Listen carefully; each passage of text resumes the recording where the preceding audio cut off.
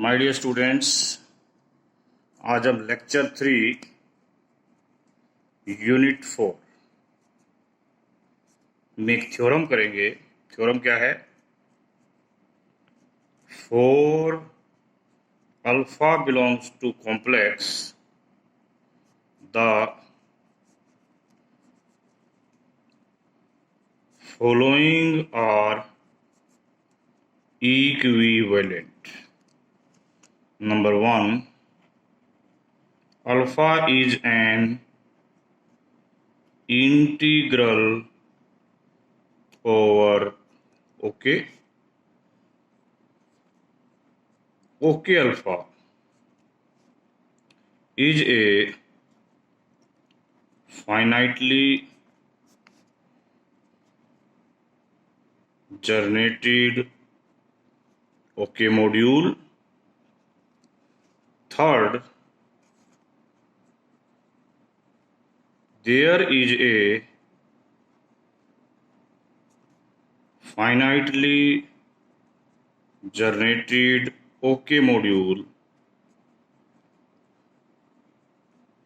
M belongs to C, subset of C such that alpha M is subset of M. तो firstly हम first से second पर जाएंगे। Let alpha belongs to C be an integral over OK. So alpha will satisfy a monic polynomial of degree n. Alpha एक monic polynomial जिसकी degree n है उसको satisfy करेगी ओवर ओके। तो हम उस पोलिनोमियल का नाम रख देते हैं जिसको ये सेटिस्फाई कर रही है F X X N A N minus one X N minus one A naught where A I belongs to OK. अब जैसा कि अल्फा इसको सेटिस्फाई कर रहा है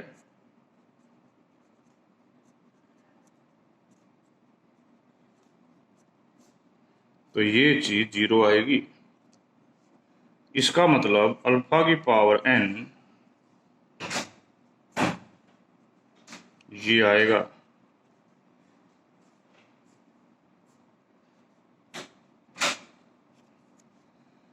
दिस बिलोंग्स टू, क्योंकि सारे कोफिशिएंट ओके में हैं तो ओके अल्फा में बिलोंग करेगा। ये भी ओके अल्फा में और ये भी ओके अल्फा में। वेयर ओके अल्फा क्या होता है इसको भी डिफाइन कर देते हैं। जी अल्फा होगा where G X is a polynomial whose coefficient belongs to OK. In general, if gamma is belongs to OK alpha, यदि कोई गामा लेते हैं तो गामा किसी ना किसी जी अल्फा के बराबर होगा where G X belongs to OK alpha OK X. और हम यहाँ पर इस जी एक्स की वैल्यू को ये मान लेते हैं C naught C one x C t x to power t where t is greater than equal to 0। Okay, तो ये गामा जो कि जी अल्फा के बराबर था क्या आएगा जी C naught C one alpha से सी टी अल्फा टी। यहाँ पर सारी सी आईज ओके से हैं। अब यहाँ पर दो सिचुएशन हो सकती हैं। Situation number 1 T is less than N and situation number 2 T is greater than equal to N. If T is less than N then G alpha is linear combination of 1 alpha alpha square and alpha raise to power n minus 1 over OK. ठीक है, यदि t greater than equal to n है तो alpha n game में आएगा जिसकी value ये है।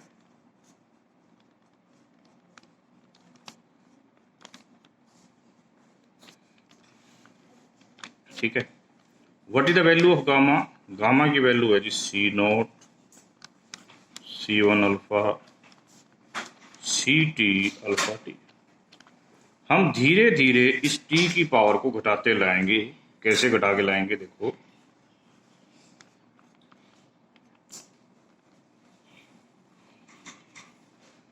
इसके दो टुकड़े बना दिए Cn-1 alpha raise to power n-1 तक। जो बाकी है alpha raise to power n वाला होगा।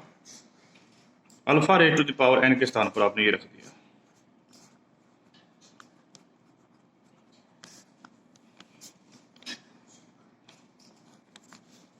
अगला Cn+1, उसमें होगा अल्फा की पावर n+1। तो अल्फा की पावर n की जगह पर तो ये वैल्यू रख दी,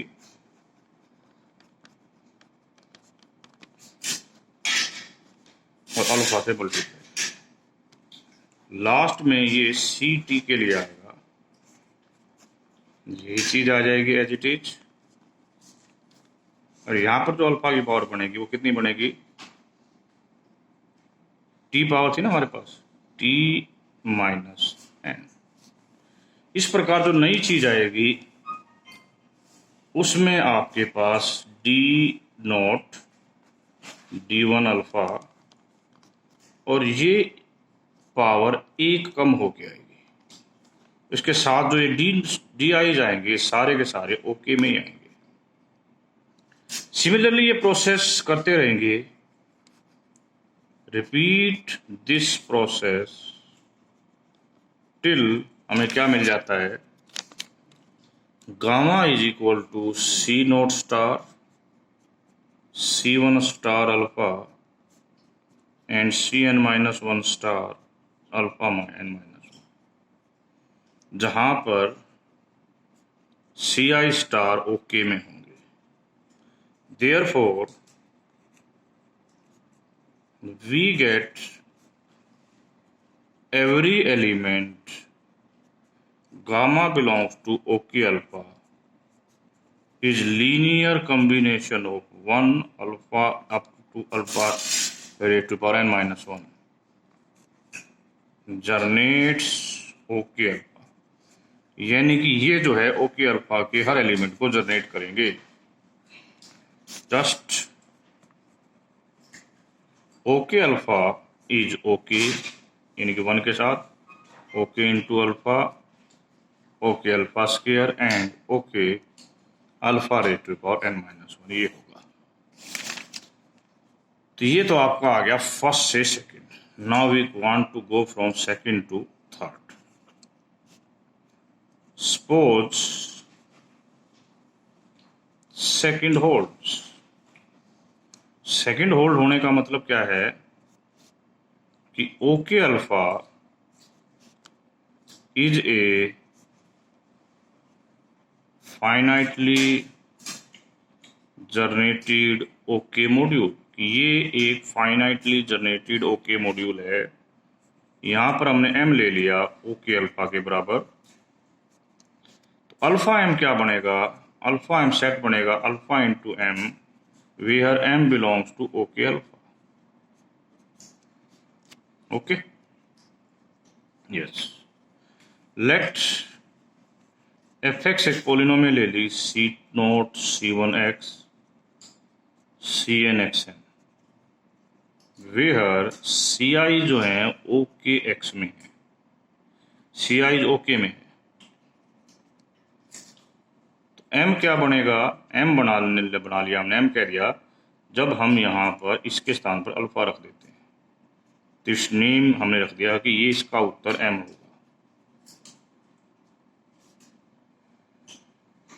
अल्फा m क्या होगा जी? ये चीज अल्फा से मल्टीप्लाई करती है।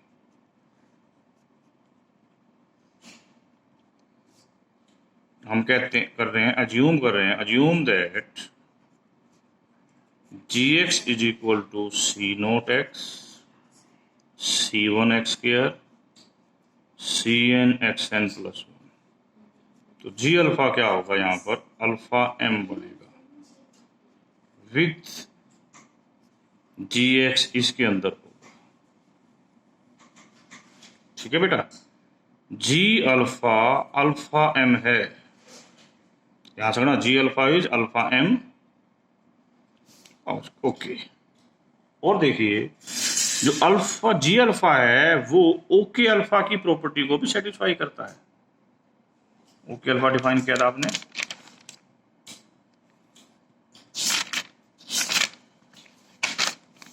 इस प्रकार जी अल्फा ओके अल्फा में भी होगा। दिस इम्प्लाइज, इसकी वैल्यू क्या थी, जी एम थी, अल्फा एम थी, अल्फा एम इसमें हो जाएगा। This is nothing but M. हमने प्रूव कर दिया कि alpha M is subset of M. Third line हमारी प्रूव हो गई। अब थर्ड से first, let there exist a M finitely generated OK module. There exists a finitely generated OK module and हमें ये दे रखा है कि alpha M is subset of M. Let x1 x2 xn generates करता है एम को as a okay module, यानी कि जो कोफिशिएंट होंगे वो ओके से होंगे। तो अल्फा एक्स आई क्या होगा, देखो अल्फा एक्स आई यानी कि एम तो एक्स आई से है, it must belongs to M for all I 1 to n। कारण since alpha M is subset of M. अब आपने क्या रखा है कि एम का प्रत्येक एलिमेंट इन से जनरेट होता है, इसका मतलब this is linear combination of x1 x2 xn for all i equal to 1 to n।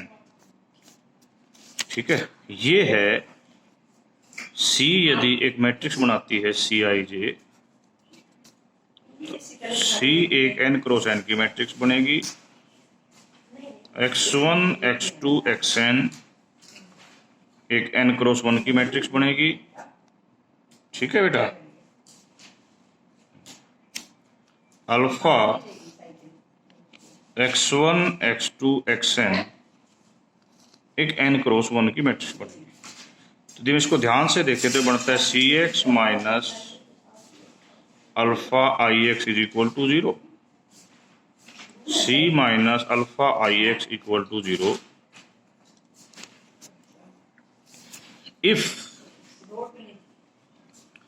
X I सारे एक्स आई 0 होते हैं, एम हमारा क्या बन जाएगा 0, बट हम ये लेके चल रहे हैं कि m is not equal to 0, so all X I's are not 0। तो इसका मतलब ये हो गया कि ये 0 का मतलब है कि determinant of c minus alpha equal to 0 होगा। Hence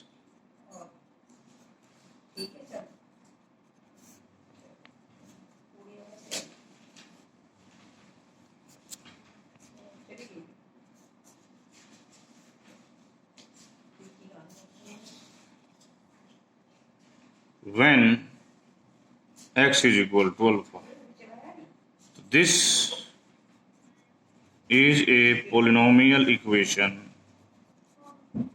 in OKX of degree n। यहाँ पर जो पोलिनोमियल आएगी, जैसे सारे सी आई के कोएफिशिएंट किस में है, ओके में है, तो ये पोलिनोमियल ओके एक्स में बनेगी जिसकी डिग्री n होगी, whose leading coefficient is -1 raised to the power n। तो एफ एक्स क्या बनेगा हमारा यहाँ पर, determinant of C minus x I. यदि हम एफ एक्स को ये ले लें, फॉर एन इज इवन, और determinant of C minus x I if n is odd, तो हमारे को जो एफ एक्स मिलेगी, एक मोनिक पोलिनोमियल मिलेगी in okay x such that alpha उसको क्या करेगा, सेटिस्फाइड। तो इस प्रकार trust alpha is integral over okay. ये जो प्रूफ मैंने कराया बेटा, ये थर्ड यूनिट वाले प्रूफ को डिट्टो सेम वर्ड्स पर लिखने की कोशिश करिए। नेक्स्ट एंड आज की लास्ट क्वेश्चन, यानी कि second and last, prove that O K is integrally closed. हमने अल्फा ले लिया के से, बी इंटीग्रली ओवर ओके, इस अल्फा को इंटीग्रल ओवर रिंग ओके लिया है, एंड देन लेट एम को लिखा O K x one, O K x two, O K x n, यानी कि M is a finitely generated module. Finitely generated module, तो जो पिछली हमने थ्योरम करी है वो कहती है कि alpha M is subset of M. Next, अब ओके की बात करते हैं। OK is finitely generated Z module with basis या जनरेटर कह लो V1, V2, Vn, ये इसके बेसिस हैं। ओके अपने आप को लिखेगा जी ZV1, ZV2, ZVn। यहाँ पर V1, V2, Vn is a basis of के ओवर क्यू। आप बेसिस की बजाय इंटीग्रल बेसिस ले सकते हो।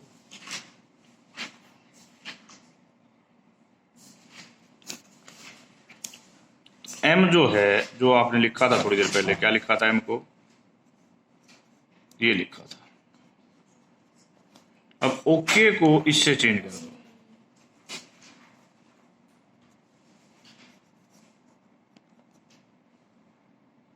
ओके को किससे चेंज करना है, ये वी एम कर लो भाई।